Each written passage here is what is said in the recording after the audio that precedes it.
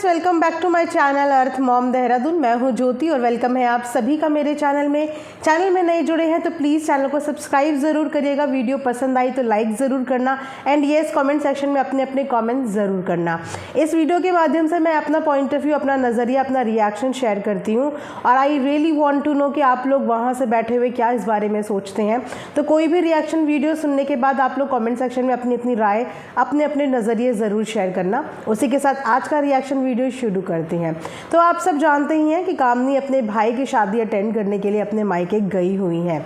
भाई की शादी को लेके इतना ज़्यादा कन्फ्यूज़न ऑडियंस के दिमाग में था कि सेपरेटली कामनी ने आज अपनी वीडियो के माध्यम से बहुत सारी चीज़ों की क्लियरिटी ऑडियंस को दे दी, जहाँ पे बहुत सारे लोगों को ये बात क्लियर हो गई कि शादी उनके अपने सगे भाई की नहीं है, उनके चाचा के बेटे के, और जो चाचा जी की उनकी वाइफ है वो रिश्ते में उनकी मासी भी लगती हैं। इसीलिए बहुत सारी कन्फ्यूज़न ये थी कि शादी मासी के बेटे की है या फिर चाचा के बेटे की है। तो शादी जो है वो चाचा के बेटे की है।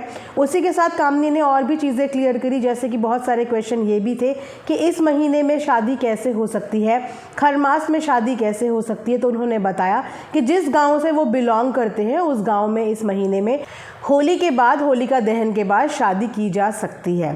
तो उन्होंने अपनी ऑडियंस को ये बात क्लियर करी, लेकिन उनके इतने अच्छे शब्दों में सब कुछ क्लियर करने के बाद भी कुछ कमेंट्स उनके लिए ऐसे आ रहे हैं जो कमेंट्स मैं आपके सामने पढ़ना चाहूँगी। जहाँ पे एक मैडम ये कहती हुई नज़र आ रही हैं, कामनी जी एक बात बोलूँगी, आप दूर की शादी की बात इनडायरेक्टली निक्की को बोल रही हैं। आप बहुत बार कुछ वीडियो में कुछ ऐसा बोलती हैं जो पब्लिक को पता चल जाता है कि आप निक्की को ही सुना रही हैं।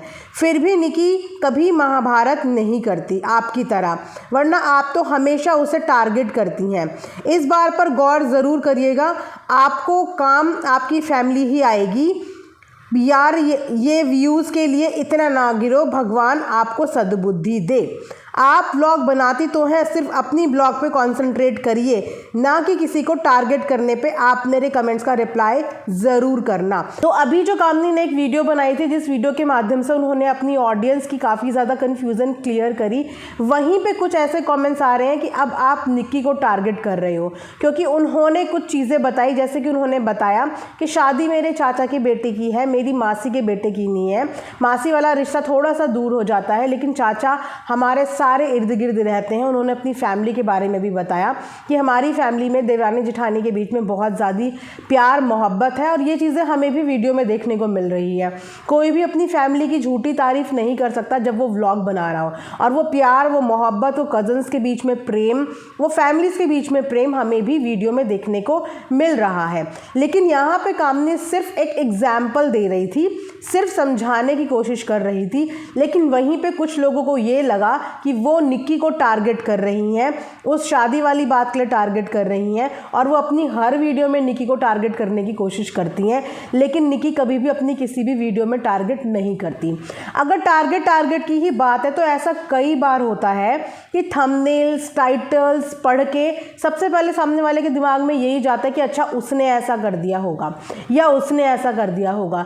तो निक्की की जो इंटेंशंस होती है, मैं कभी उस पर भी मैंने पॉइंट आउट नहीं किया कि वो कोई अगर टाइटल लगाती है तो वो बेसिकली उन्हीं को टारगेट करती होगी। तो वहीं पे मैं कामनी के लिए भी बोलूँगी कि उन्होंने जस्ट एक एग्जाम्पल दिया, उन्होंने अपनी बात कन्वे करी, उन्होंने समझाया, लेकिन उन्होंने अपनी वीडियो में किसी को टारगेट नहीं किया। अब टारगेट करके क्या करेंगे? जो टारगेट इन्होंने करना था वो टारगेट तो पूरा बवाल ऑलरेडी सोशल मीडिया पे बन ही चुका है। तो अब इनडायरेक्टली टारगेट करने का मतलब ही नहीं है, जब डायरेक्टली सारी बातें ऑलरेडी हो चुकी हैं। किसी भी वीडियो को देख के कुछ लोग ऐसा सोच लेते हैं, अगर कोई गलती से भी कोई चीज़ें मैच कर गई या कुछ भी हो गया तो ये सोचते हैं कि सामने वाला बस टारगेट कर रहा है, चाहे सामने वाले की इंटेंशन किसी को टारगेट करने की हो भी ना, वो जस्ट अपनी बात कन्वे कर रहा है। लेकिन हर उस छोटी मोटी बात को लिंक करने की कोशिश कर दी जाती है कि इस बात को वहाँ से जोड़ दीजिए, उस बात को यहाँ से जोड़ दीजिए। उसके अलावा एक कमेंट बहुत ज़्यादा आ रहा है जो है कामनी की भाभी को लेके, यानी कि पूजा को लेके। पूजा की इस बार का जो मेकअप हुआ है, शादी का जो लुक है, उसे बहुत ज़्यादा प्रेज़ किया जा रहा है। सबको पूजा का लुक बहुत ज़्यादा एलिगेंट और बहुत ज़्यादा प्यारा लग रहा है और बहुत सारे इससे रिलेटेड कमेंट भी आए हैं। एंड येस, शादी में इनफैक्ट सभी लोग बहुत सुंदर बहुत प्यारे लग रहे हैं और पूजा थोड़ी सी अच्छी लग रही क्योंकि उन्होंने बिल्कुल भाभी वाला जो फील होता है ना वो अपने लुक में दिया है। सर पे पल्ला, ऊपर से वो टॉल भी हैं तो खूबसूरत नो डाउट वो लग रही हैं, लेकिन घर के बाकी के लोग भी बहुत ज़्यादा सुंदर लग रहे हैं। उसी के साथ एक और कमेंट आया है जो ये आया है कि निकी को कॉपी की है हेयर स्टाइल। निकी अपने मायके की शादी में गई हुई थी, ऐसे ही की थी, कॉपी कहीं की। तो अभी तो सिर्फ कंटेंट पे कॉपी की बातें हो रही थी कि कंटेंट कॉपी हो जाता है, थंबनेल कॉपी हो जाता है, टाइटल कॉपी हो जाता है, लेकिन अब तो लुक्स पे भी बात आ रही है कि जो मेकअप हुआ है वो भी कॉपीड है। वाओ, मतलब मैं सोचती हूँ कि ये जो लोग हैं ये कहाँ से आते हैं। उसके बाद एक ने नीचे कमेंट किया है कि लॉल निकी खुद इनकी कॉपी करती है, सबने देखा है, अब शांत हो जाओ वरना फिर अगला कंटेंट आएगा कि मेरे पे इल्ज़ाम लगा है। तो मुझे समझ में नहीं आता कि ये जो लोग हैं ये अगर किसी ने किसी पर्टिकुलर शादी में कोई लुक अपना रख लिया तो क्या उस लुक पे उसी का कॉपीराइट हो गया? क्योंकि आपने देखा होगा कि जब भी आप किसी सैलून में या किसी भी मेकअप आर्टिस्ट पे जाते हो तो वो भी आपको रेफरेंस के तौर पे इमेजेस दिखाती हैं और वो भी किसी की इमेजेस ही होती हैं। उसके बाद उस सेम रेफरेंस को यूज़ करने वाले बहुत सारे लोग होते हैं जिनको वैसा ही लुक क्रिएट करना होता है। तो किसी भी लुक में या किसी भी मेकअप में किसी का भी कॉपीराइट नहीं होता। हर इंसान की अपनी खुद की चॉइस होती है कि वो अपनी मर्ज़ी से कोई भी लुक का रेफरेंस लेके वो लुक क्रिएट कर ले। तो भैया कंटेंट की कॉपी तो ठीक थी, अब ये मेकअप की कॉपी सुन के तो मुझे लिटरली बहुत हंसी आई है। तो आप भी कमेंट सेक्शन में बताना, पता चले कल को दीपिका की किसी ने लुक की कॉपी कर ली। यहाँ तो आप ब्राइडल्स, बॉलीवुड ब्राइडल्स की देखिए, ब्राइड ड्रेसेस देखिए कितनी बार सिमिलर हो जाती हैं। मनीष मल्होत्रा की ही ज़्यादातर जो बॉलीवुड सेलिब्रिटीज़ हैं वो ड्रेस पहनते हैं और कई बार मनीष मल्होत्रा की ड्रेस भी एक दूसरे से काफ़ी हद तक सिमिलर हो जाती हैं, फिर भी सेलिब्रिटीज़ वो ड्रेस कैरी करते हैं। तो आप ये थोड़ी बोल दोगे कि उन्होंने किसी को कॉपी किया, क्योंकि उन्होंने तो एक पर्टिकुलर डिज़ाइनर अपने लिए ले लिया। अब डिज़ाइनर ने जो चीज़ डिज़ाइन करके दे दी वो उन्होंने पहन लिया। तो प्लीज़ ये मेकअप, ये ड्रेसेस, ये सब चीज़ें हर इंसान रेफरेंस के लिए यूज़ करता है, इसमें किसी का भी कोई कॉपीराइट नहीं है कि अगर इसने ये मेकअप कर दिया तो सामने वाला इसको दोबारा कभी कर ही नहीं सकता। तो खैर ये अपनी अपनी सोच होती है। उसके बाद एक कमेंट ये भी आया है तिलक से रिलेटेड कि आप तो दहेज नहीं लेते हो तो पैसा क्यों लिया। वेल, मुझे नहीं लगता कि अपनी किसी भी वीडियो में कामनी ने ऐसा बोला है कि हम दहेज नहीं लेते। और देखिए, जो परंपरा सामाजिक तौर पे चलती आ रही है आप उसको एक झटके में रोक नहीं सकते। यहाँ पे करोड़ों लोग इस बारे में बात करते हैं, सोशल मीडिया पे बात करते हैं दहेज मत लो, दहेज मत लो। तो आप बता दो कि कितने लोग उनकी बात सुनते हैं? कोई भी, मतलब मुश्किल से 10% लोग होंगे जो बात सुनते हैं, क्योंकि बहुत सारे लोग जो है वो रीति रिवाज में भी बिलीव करते हैं। और अगर किसी जगह का कोई रीति रिवाज बना हुआ है तो उस रीति रिवाज को फॉलो भी करना पड़ता है। हम यहाँ पे अपनी सोच पे काम कर सकते हैं और अपने थ्रू मैसेज कन्वे कर सकते हैं कि दहेज नहीं लेना चाहिए। लेकिन अगर कोई पिता खुशी से या अपनी मर्जी से कुछ दे रहा है तो आप उसको मना भी नहीं कर सकते, क्योंकि वो अपनी बेटी को वो चीज़ दे रहा है। वो जो चीज़ें दे रहा है बेटी को दे रहा है, जो खुशी से दे रहा है उस चीज़ को एक्सेप्ट करने में देखो बुराई नहीं होती। लेकिन आप प्रेशर में या ज़बरदस्ती में किसी से कोई चीज़ मांग रहे हो वो चीज़ गलत होती है। जिसकी जितनी क्षमता है और जो अपनी खुशी से अपनी बेटी को कुछ भी दे पाए, वो एक बाप की अपनी खुद की मर्जी होनी चाहिए। ये नहीं होना चाहिए कि ससुराल वालों का इस बात में दबाव हो कि हमें तो इतना चाहिए या हमें तो ये गिफ्ट चाहिए। इस चीज़ के लिए मनाही करते हैं। बाकी येस, मैं भी यही बोलती हूँ कि दहेज वहेज ये सब गिफ्ट विफ्ट से कुछ भी नहीं होता है। लेकिन मैंने जैसे कि बोला कि जो पहले से रीति रिवाज चले आ रहे हैं हम एकदम से उनको चेंज नहीं कर सकते। हम आज की जनरेशन है, डेफिनेटली हम इस चीज़ पे काम कर सकते हैं। लेकिन जो हमारे बड़े हैं या बुज़ुर्ग हैं जो इन चीज़ों को करते हुए आ रहे हैं, एकदम से उनके ऊपर ये चेंजेस एप्लीकेबल करना थोड़ा सा मुश्किल है। मान लो यहाँ पे कामनी ने अपना एक नज़रिया शेयर भी किया, लेकिन उसका नज़रिया ज़रूरी नहीं है कि वो हर किसी पे थोप पाए। वो अपना नज़रिया सिर्फ बता सकती है, बाकी मानना ना मानना तो सामने वाले की मर्ज़ी होती है ना, कि वो करना चाह रहा है या नहीं करना चाह रहा है। उसके बाद एक कमेंट ये भी आ रहा है कि कामनी ने जो है दूल्हे की बहन को ही शेड कर दिया। दूल्हे की बहन को होना चाहिए अपने भाई के साथ, लेकिन यहाँ पे हर जगह कामनी कामनी और कामनी ही नज़र आ रही है। उसने दूल्हे की बहन को तक अपने भाई के साथ खड़े होने नहीं दिया। इस बात का भी मैं आपको बताती हूँ कि देखिए बहुत सारी ऐसी रस्में होती हैं जहाँ पे एक मैरिड, आप लोग जानते होंगे जितने भी लोग रीति रिवाज को फॉलो करते होंगे या जिन्हें पता होगा, तो बहुत सारी ऐसी रस्में होती हैं जहाँ पे शादीशुदा लेडीज़ का काम होता है, चाहे वो शादीशुदा बहन हो या भाभी हो। और बहन और भाभी की बहुत सारी रस्में होती हैं, शादीशुदा बहन और भाभी की बहुत सारी रस्में होती हैं जहाँ पे आप अनमैरिड लड़की से वो रस्में नहीं करा सकते।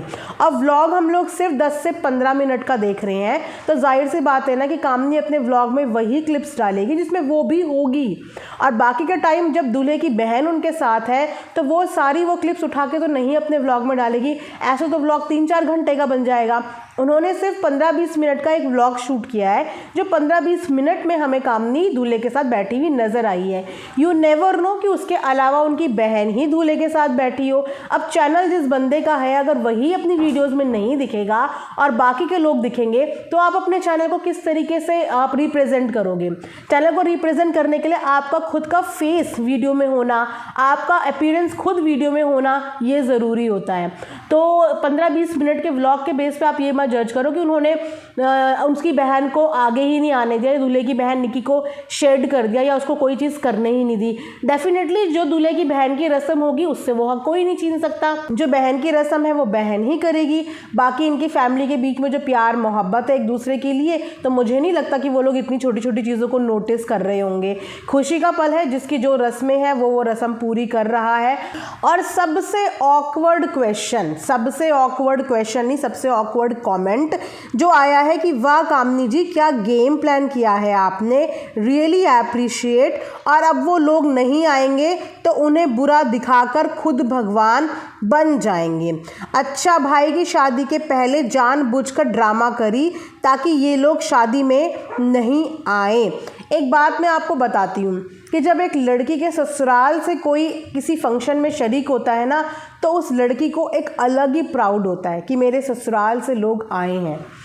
जितनी भी लड़कियां होंगी, जो भी मैरिड लड़कियां होंगी, मेरी इस बात से डेफिनेटली अग्री करेंगी कि जब हमारे मायके में कोई फंक्शन होता है तो हम ये इंतज़ार करते हैं कि हमारे ससुराल वाले आएँ, क्योंकि वो उसी घर की है और हर लड़की चाहती है कि मेरे ससुराल वालों की इज्जत हो और उनका नाम हो।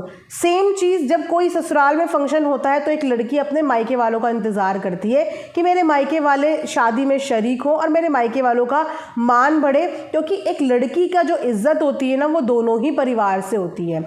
जब वो मायके में होती तो वो अपने ससुराल को रिप्रेजेंट कर रही होती है, जब वो अपने ससुराल में होती तो वो अपने मायके वालों को रिप्रेजेंट कर रही होती है। तो आप ये समझिए कि उसके ससुराल से कोई नहीं आया, इसमें उसको सबसे ज़्यादा बुरा फील हो रहा होगा, सबसे ज़्यादा बुरा लग रहा होगा, क्योंकि आए हुए रिश्तेदार सबसे पहले, एक बेटी जब मायके में किसी कार्य को अटेंड करने जाते हैं सबसे पहले यही पूछते हैं कि अच्छा तुम्हारे ससुराल से कौन आया। आप लोग इस बात को अग्री करेंगे कि ऐसा होता है ना कि हर कोई लड़की से यही पूछता है अच्छा तुम्हारे ससुराल से कौन आया। रिश्तेदार ये बात पूछते हैं अच्छा ससुराल से कौन आया। तो सबसे ज़्यादा बेइज्जती है, सबसे ज़्यादा बुरा तो इस समय कामनी को फील हो रहा होगा। और कौन नहीं चाहेगा कि उसके मायके के किसी फंक्शन में उसके ससुराल वाले इज्जत से आएँ और बहू की भी इज्जत बढ़े इस बात में। और रही बात जो कॉन्ट्रोवर्सी की, तो कॉन्ट्रोवर्सी क्रिएट करने का इनका कोई मोटिव नहीं था। अगर मोटिव होता तो ये कॉन्ट्रोवर्सी पहले भी क्रिएट हो जाती। और वैसे भी इन लोगों के बीच में जो बोलचाल है वो इस कंट्रोवर्सी के दौरान हमें पता चल गया कि पिछले 2 साल से ही बोलचाल नहीं है। तो चाहे ये कंट्रोवर्सी होती चाहे ना होती, ससुराल वालों ने तब भी नहीं जाना था, क्योंकि मायके से आना जाना ऑलरेडी 2 साल से बंद है। तो जहाँ पे मायके से आना जाना ही बंद है, बोलचाल ही बंद है, वहाँ पे शादी में वो फिर भी नहीं जाते। चाहे कंट्रोवर्सी होती चाहे ना होती, उन्होंने शादी में फिर भी नहीं जाना था। बट यस, ये हम बोल सकते हैं कि इस कंट्रोवर्सी के बाद सबको ये आइडिया लग गया कि पिछले 2 साल से इन लोगों की फैमिली में मायके और ससुराल में कामनी के कितनी ज़्यादा प्रॉब्लम्स चल रही है। और यही रीज़न था कि उसके मायके वाले ससुराल में नहीं आते थे। तो ये सब चीज़ें क्लियर हुई हैं। ये कोई मनगढ़ंत या प्री प्लान्ड कंट्रोवर्सी नहीं थी कामनी की साइड से कि उन्होंने ये सब चीज़ें प्री प्लान्ड करी हो कि नहीं ऐसा होगा तो मेरे ससुराल के कोई भी शादी में नहीं आएंगे। हर लड़की को बहुत अच्छा लगता है कि इज्जत से उसके ससुराल वाले आए। और मायके की शादी हो तो इज़्ज़त से ससुराल वाले आएँ, और ससुराल की शादी हो तो इज़्ज़त से मायके वाले जाएं। कोई भी लड़की ऐसा नहीं चाहती। तो ये था मेरा आज का एक रिएक्शन। आई होप कि आप लोगों ने पसंद किया होगा। कमेंट सेक्शन में आप लोग भी अपनी अपनी राय, अपने अपने सजेशन ज़रूर दीजिएगा। मिलेंगे नेक्स्ट वीडियो में, तब तक thanks for watching earth mom Dehradun.